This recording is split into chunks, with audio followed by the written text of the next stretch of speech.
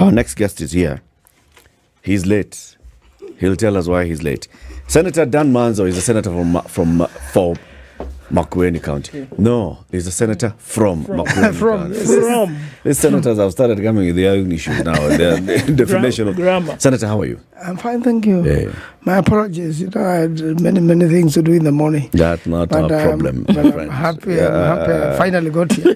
I also assumed the time you drive here is, early in the morning you come faster than when it's 9 o'clock. So my apologies. Not accepted, but we shall move on. Karibu though, it's good to have you back here. Thank you. Yeah. Yes. City says hi, he's not around, but he left us with a proverb. But before the proverb, you talk, you are a politician. Yes. You are constantly on the phone.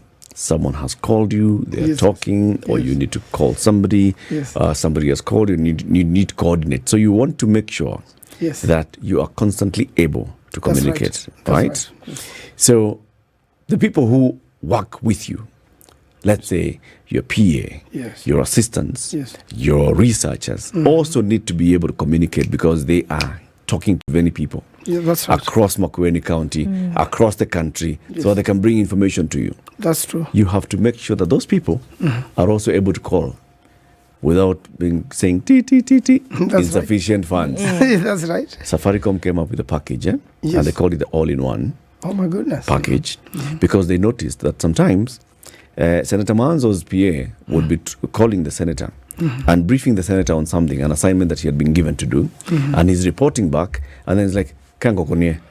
Because Imeisha.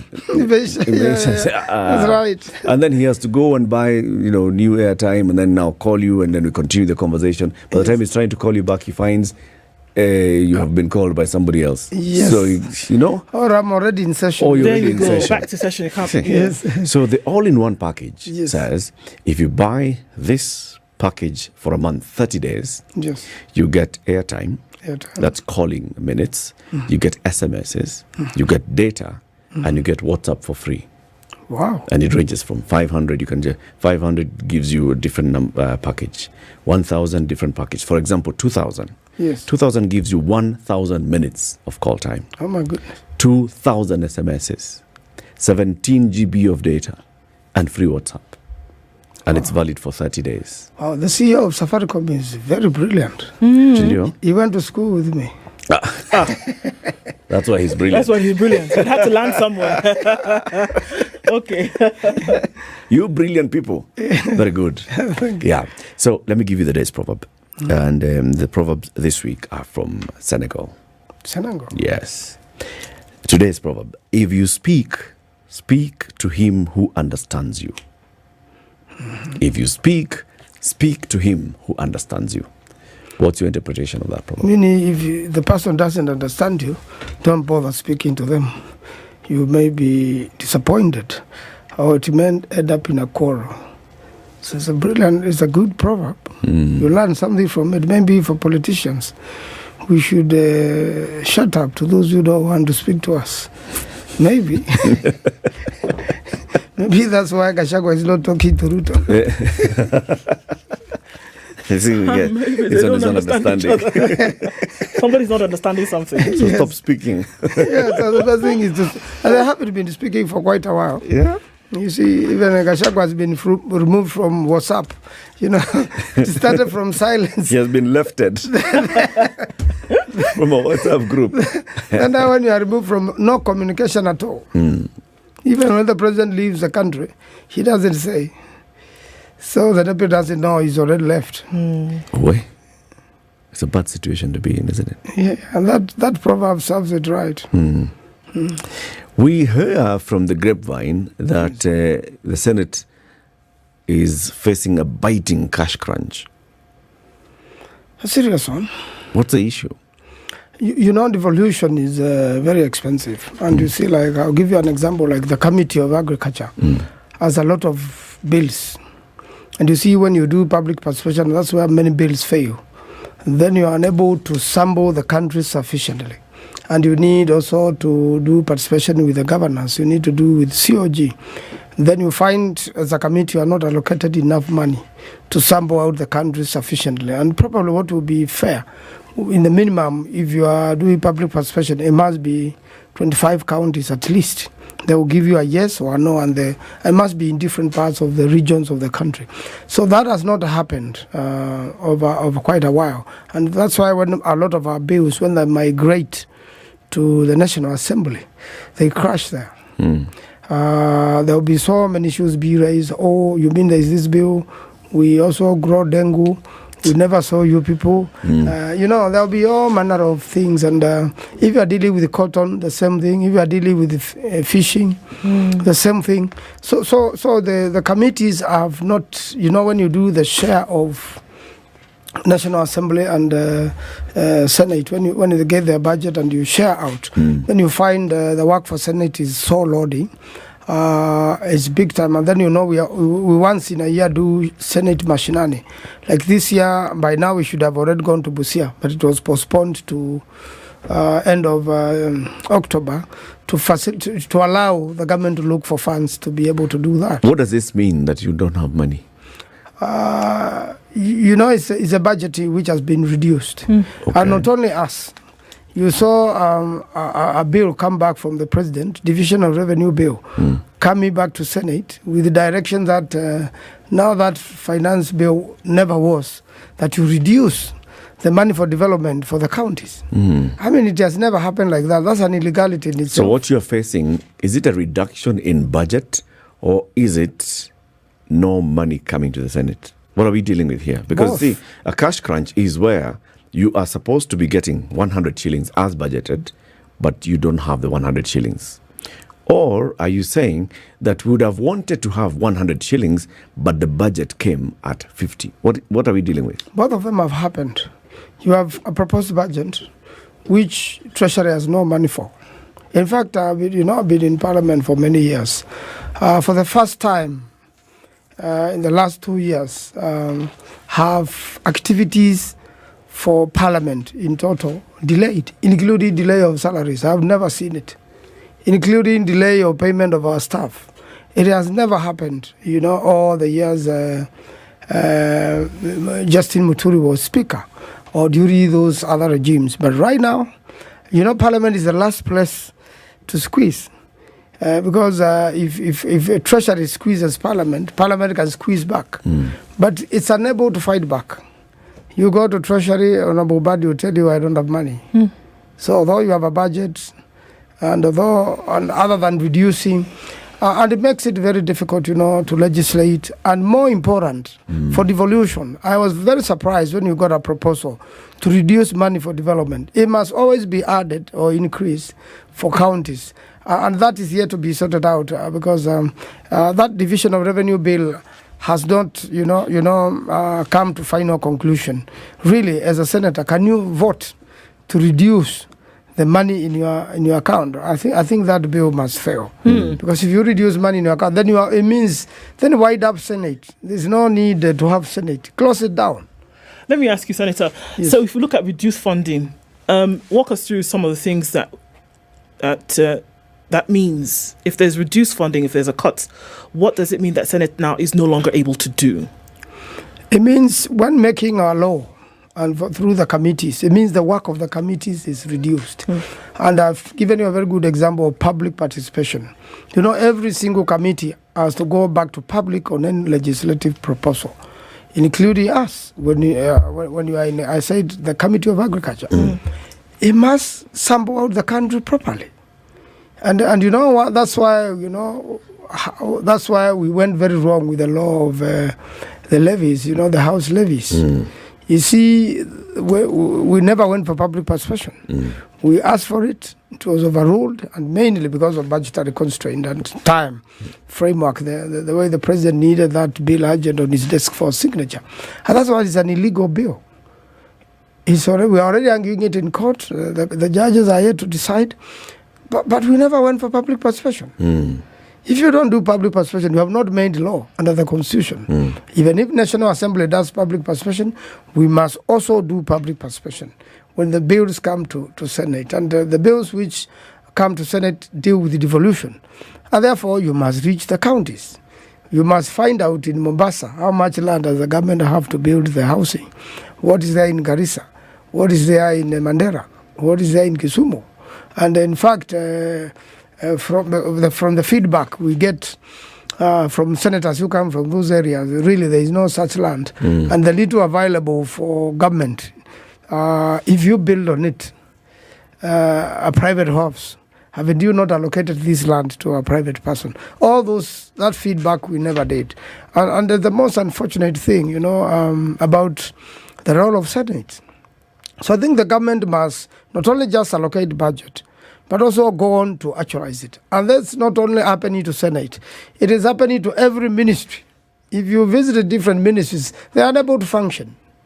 So President Ruto has a closely down government.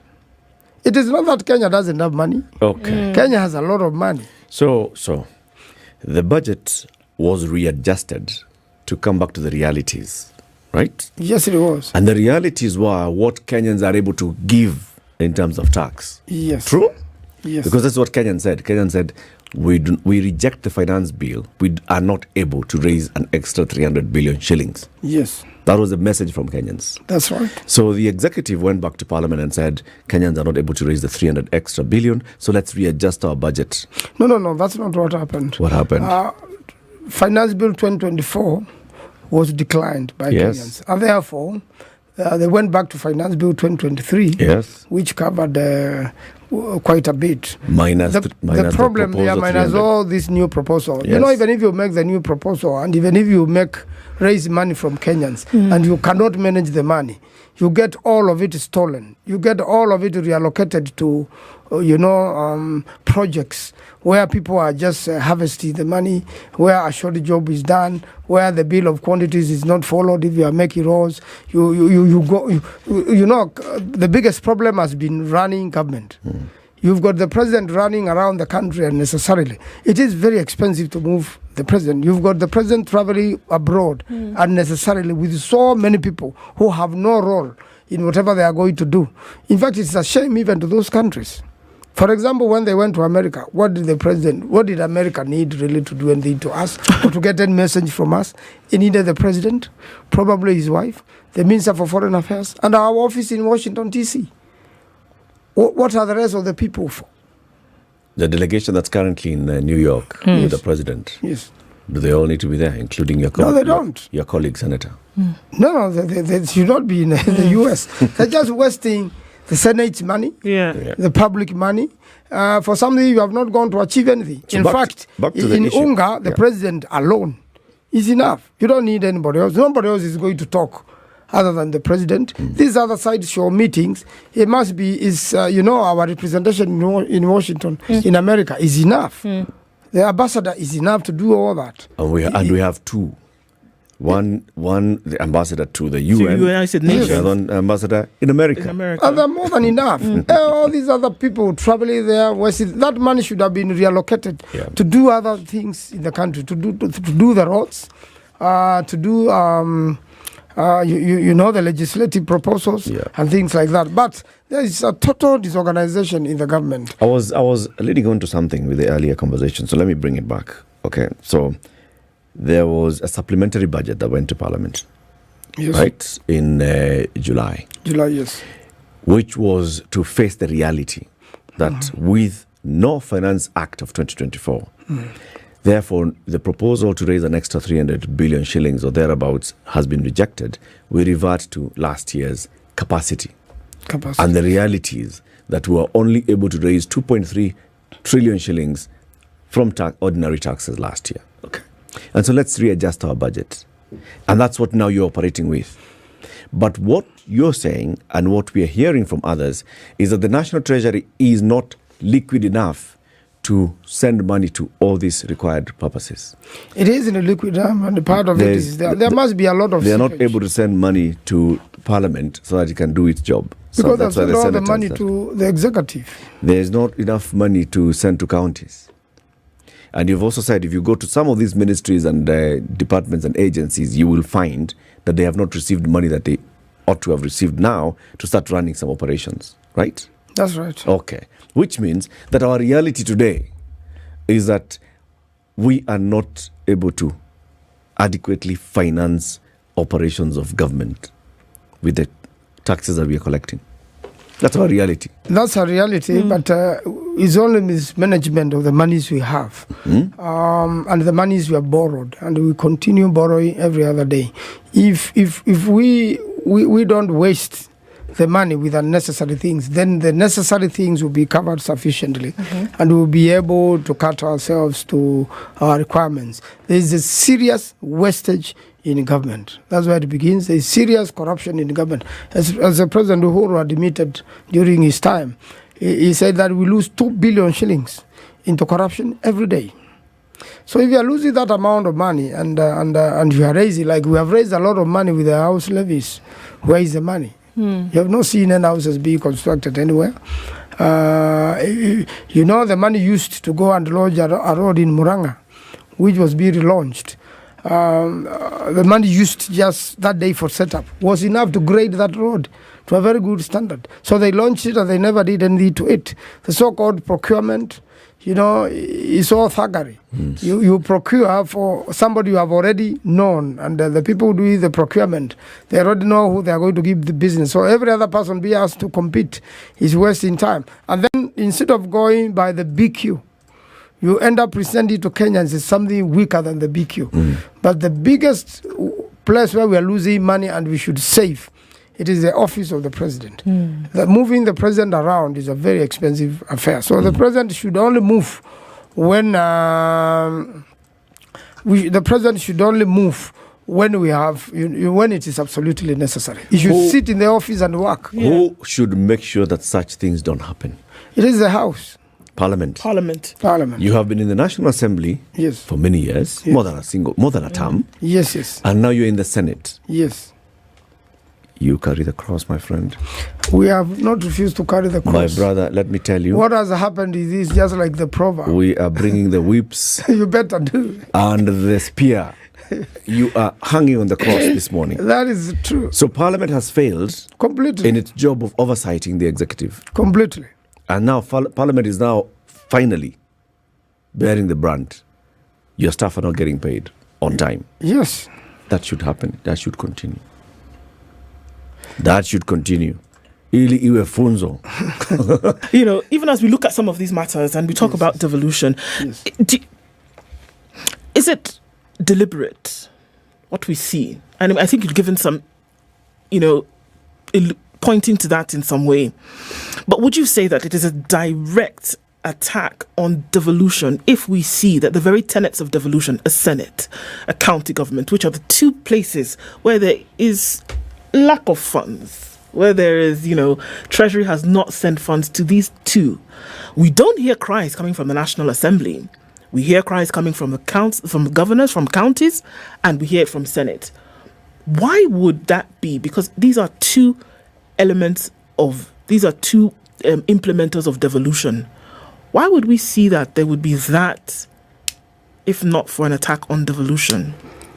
Well, I think first of all, going back to history, President Ruto never believed in the current constitution. He opposed it. He didn't see anything good in it. And that's where devolution was in. Devolution wasn't frustrated that much by President Kenyatta. He came and promised that he's going to support devolution. In fact, he made a promise that the county's money will arrive in time. Right now, for 4 months, the counties have no money. What the governors have to do to pay salaries, they borrow from a bank. They take an overdraft, which means then they are going to lose more money. Projects in the country have delayed, which means they are going to cost more. Like Thwake Dam, in Makueni. It means the more you delay, if you don't fund it in time, you delay it, then it means the contractor, you'll have to reorganize, and revalue. And penalize you. And penalize you. And then it means when you look at several projects in the country, you still lose more money out of those, that disorganization. And therefore, I think the president should take devolution seriously. Honorable Bandi is yet to lose more weight. He'll have now to look for another tailor because the suits won't fit him anymore. There is a lot of seepage in my I believe there's a lot of seepage. KRA collects a lot of money. A lot of it is lost in cash. It doesn't end up in treasury. There's also a lot of money being lost in cash in treasury. And the so-called, is a secret budget or confidential budget. I think this is a time it should be disclosed. And there's a lot of it, in NSIS, in the president's office. The deputy, I'm sure he is not getting a coin. That's why he's moving sometimes, has to do a ticket to KQ by himself and carry his bag because he cannot even go with his assistants. And you see, all those budgets should be withdrawn and put together.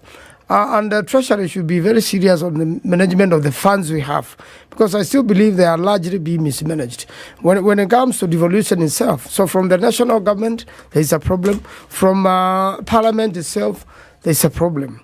You have such a demand of dealing with the counties. As I told you, every year we have to do a Senate machinani. And we have some pendy bills. And I think all the monies from Treasury to Parliament should come in good time so that Parliament programs do not delay. Although, in my opinion, Parliament is serving Kenyans as it should be. Instead of concentrating on a serious legislative agenda, or making sure that the legislative process follows the constitution. An important aspect like public participation, which is usually a sham or just a little bit of a show, is never real, or whatever information you have collected from people. And I believe there are many brilliant Kenyans who didn't go to politics. There are experts in finance, there are experts in different fields.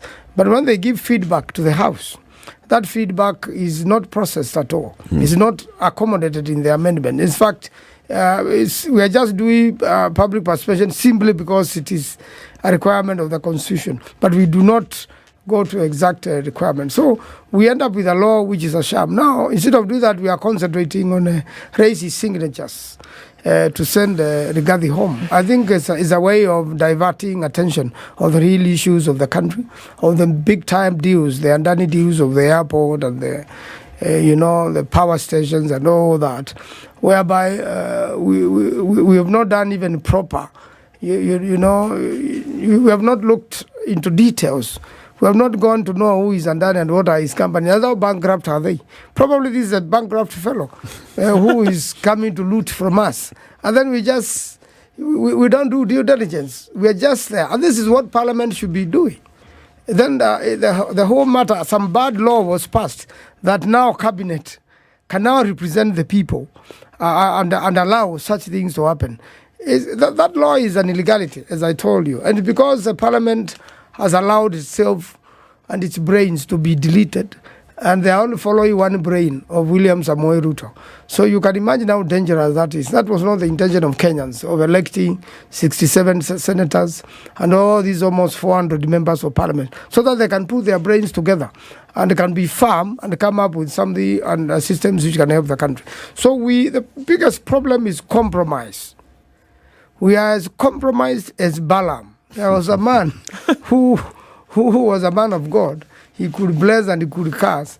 And then he got compromised by a king.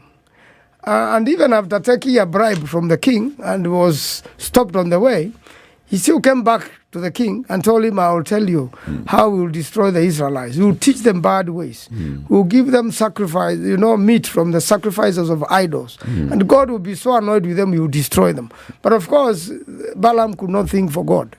You can see we are trying to legislate God. You are bringing a bill in parliament to legislate how God works. It can't work.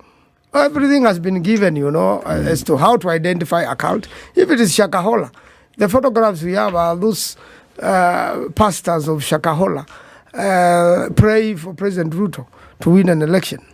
And then, where was the intelligence? What does the intelligence do in this country other than torture those they imagine want to overthrow the government? You can see the newspapers are saying, DPL is to face arrest. It's nothing like a coup in the country. I don't know what has happened to the security systems in this country. They must read a book called A Leaderless Revolution, which was written in 2014 in UK. The world has changed. A phone is working more than a gun. And the young people are in another world. They are not in the world of Ruto. They came out, those young people, in June and July, and they were expressing displeasure with their governors on many ways. Yes. Right? The trigger, of course, was the proposals for new taxation in the finance bill. Yes. But it went deeper than that.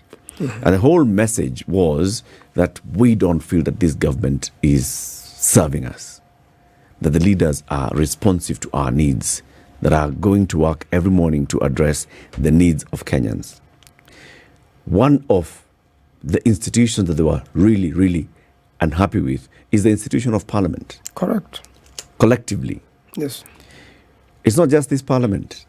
It's not just the 1 year of the 13th parliament. It is the observation of what has happened in parliaments before. Mm-hmm. Even the 12th parliament. Mm-hmm. There were issues where people would say, this 12th parliament is serving Uhuru Kenyatta and his wishes. Mm-hmm. This 11th parliament is serving Uhuru and Ruto and their wishes, not the wishes of Kenyans. This 13th parliament is serving William Ruto and his wishes. How do we save ourselves from getting this kind of leadership? First and foremost, I want to say there's a lot of hope in Kenya. And when Parliament was invaded, something everybody never thought would happen, it meant that Kenyans have rejected Parliament. That is the truth. It means Parliament has been overthrown by Kenyans. Mm. And although the Constitution requires elections every 5 years, it means now we are serving, although Kenyans are quiet, we are serving without the authority of Kenyans, because the Constitution gives the supreme power to the people. And they came to the House and pronounced themselves. And therefore, what has been happening is almost every single member of Parliament is behaving like Balaam. He's compromised, or has agreed to be compromised. They're telling the king how to destroy Kenyans. Yes, they're telling the king. They are giving ways, on how Kenyans should be destroyed. And I think what every young person should do, everybody who has turned 18 should apply for an identity card. And as soon as, I believe there will soon be going to be IBC, you can see deliberately there is no IBC. Mm-hmm. Even for members of parliament who have passed on, there are people who are unrepresented. The MCS who have passed on, there are people who are unrepresented. You can imagine how unconstitutional that is. But somebody somewhere does not want us to have IBC. They want to keep on going around in circles to make sure there's no IBC absolutely. And it's very bad. So I really want to encourage young people, because soon IBC is going to operate, though it will have very limited time. With the time registration of voters is called for, every single Kenyan who is not registered as a voter should register. 8 million Kenyans or so did not vote. This time around, they should be so annoyed to vote. And I also want to encourage everybody who thinks they can change Kenya, including the Gen Zs, to stand for election. It doesn't matter whether you have money or no money. Kenyans are no longer going to be bribed, because that's what happens. We have created a culture of bribing the voters, so that corruption begins from the voting, from the voters to each one of us. And therefore, if we do that, then we are going to have a Kenya which is, for all of us, and a Kenya where we have participated in forming government. And therefore, Parliament and our Constitution should be majority and minority. Every single member of Parliament is supposed to check the government. But now, the so-called majority, or a makeshift majority, has declared itself, the executive. So you have Parliament which is compromised by executive. And when you have Parliament which is working for the executive, then it means the only hope of Kenyans is judiciary. Then now when judiciary get their security withdrawn, they have gone for training, as if they never got trained, then it means that particular judge is going to be scared. And I wonder, when we went to court as the Law Society of Kenya, the judge recused himself and said, while I send this matter to the Chief Justice for a 3-judge bench to be constituted, I recuse myself and I should not be one of those judges. I believe it is the intimidation which has happened to that particular judge. So are we saying essentially that if the arms of government are not functioning in the manner in which they ought to, then it's necessary for us to have a new look at things? Would that point to what you're saying now, that you're not unsatisfied with the status quo, then people who are in the majority today should actually look at what is happening and use the power of their vote to change things? And if they did that, the government, there will be no corruption, and the government and the laws which will pass will not be challenged in the court, and the government will properly be checked and it will work. Because it means one of the tools we have is to impeach the president. And the president must toe the line or get impeached. But when you have compromised the members of parliament, having become Balaams, all of them, then the Kenyans are not being served. And that's why we want Kenyans to elect people of integrity, people they know they will not be compromised. I want to say one, Omutata has not been compromised at all and has rejected. He was very lucky, he was almost kidnapped. And those who have been kidnapped have not been seen for months. So I would imagine Omutata will now be missing for months. Although they are no longer taking those who died to River Yala, they are being found in the quarries or never found at all. We haven't discovered what is the new river which is being used. Now that the president promised that Yala was not going to be again. It's not going to be so Yala. We don't know which other river now they have turned to. Because some people have gone missing completely. And their families are desperate and they are trying their level best. These are people who have shown a strong stand against corruption, strong stand against bad governance, like the way Omutata did. And because he had been in a church where he had put his phone on flight mode, and then heavy rains came. Because he had an appointment in Nairobi and decided to leave at night. And the latest location on his phone was showing his house. So they went to kidnap him. And I want to say Omutata stood very strong. Even the other day in the house, he said, no, we were voting for a bill. He said, and the number was only one. And a member changed their mind and blamed him. And Omutata said, I am not part of any scam. And please draw the bars, I walk out of this house. We want members of parliament like Omutata. And I can assure you, if we had just 100 Omutatas, then the country would be different. Probably why can't you be the second Omutata? Well, we work with him. Omutata is only a first-term member of parliament. You are how term? Fourth now? Or as a lawyer, we always work in Omutata. If you see in the matter yesterday in court, he was a petitioner. I was a petitioner too. Because, he's not a lawyer like myself, but we work together. Although he has read the law very well. That's on the professional side. Yes. Right? So we work together. On the representation side, on the oversight side, and the legislation side. We work together. Can Dan Maanzu say that he is as strong and steadfast? You see, I don't want to blow my trumpet. Have you been compromised? Never. I will never allow myself to be compromised. And I will always vote. If it's a no, I will not change that one vote to give the government advantage when it's not supposed to be. Right now we are seeing Parliament, the National Assembly and the Senate both jumping over each other, trying to investigate this Adani issue. Why are we having two separate investigations on Adani? We had two separate investigations on COVID-19. None of the two investigations in the National Assembly or the Senate led to anything. This one on Adani, are we just seeing the same, a repeat of the same? Is this an opportunity by individual members using committee to negotiate for something?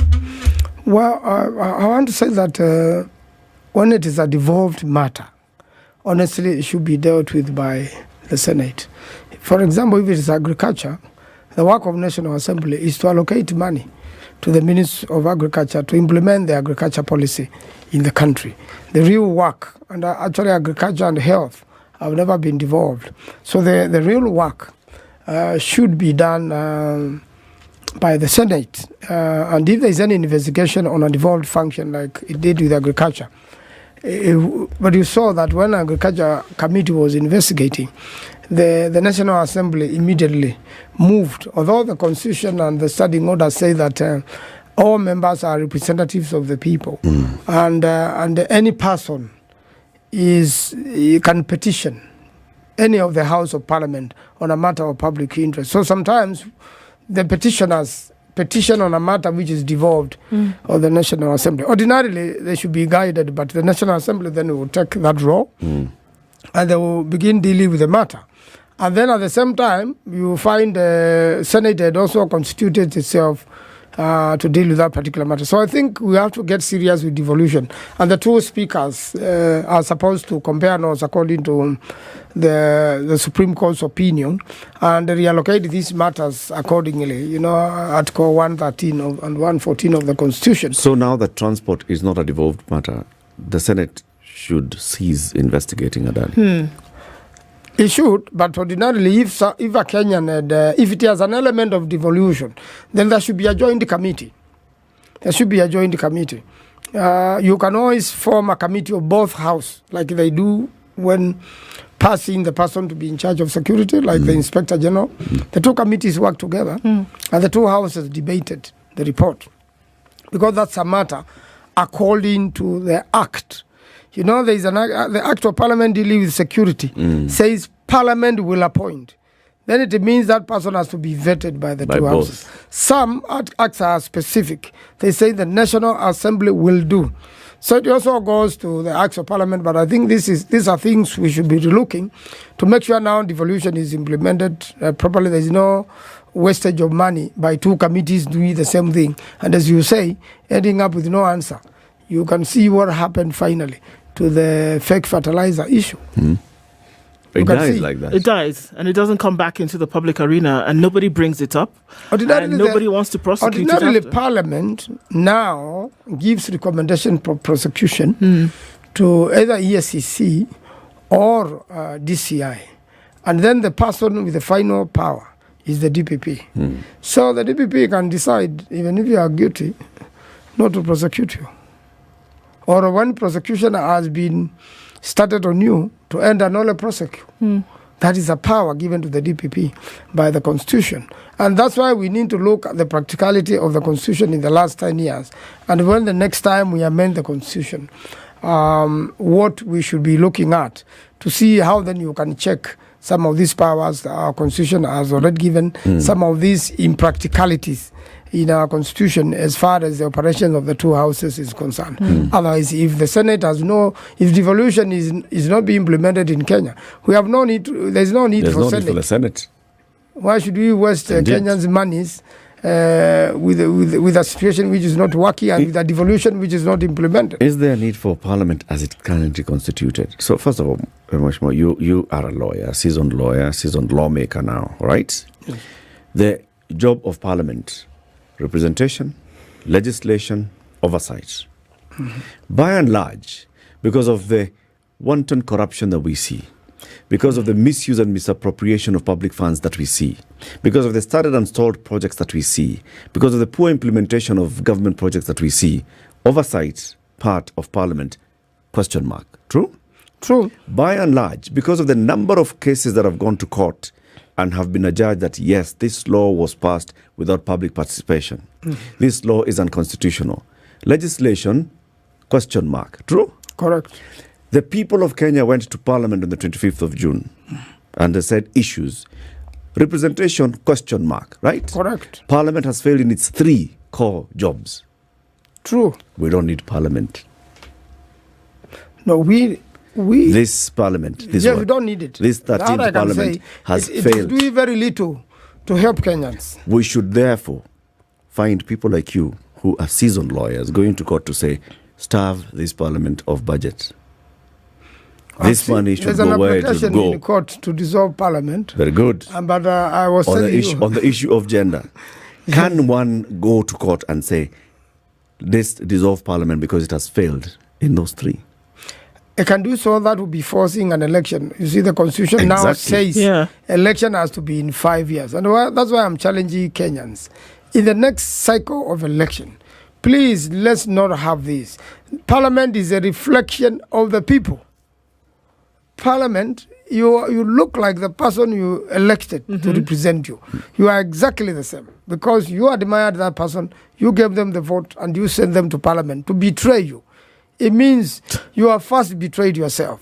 So the next cycle of election, and that's why I'm asking the Gen Zs, now go and demonstrate while registering a supporter. Right. Demonstrate while voting. Let's have such huge lines. Let's have every Kenyan coming out to vote. Vote out the wrong members, and you know them. Yeah. Vote out the compromised members. You know, anybody who is who that no longer represents you, vote this particular person out. Very good. The call has been made to you, not just the Gen Zs, but everybody who is 18 and over, or who will be 18 and over by 2027. Senator Dan Maanzu is the senator from Makueni County. This is the Situation Room, the only way to start your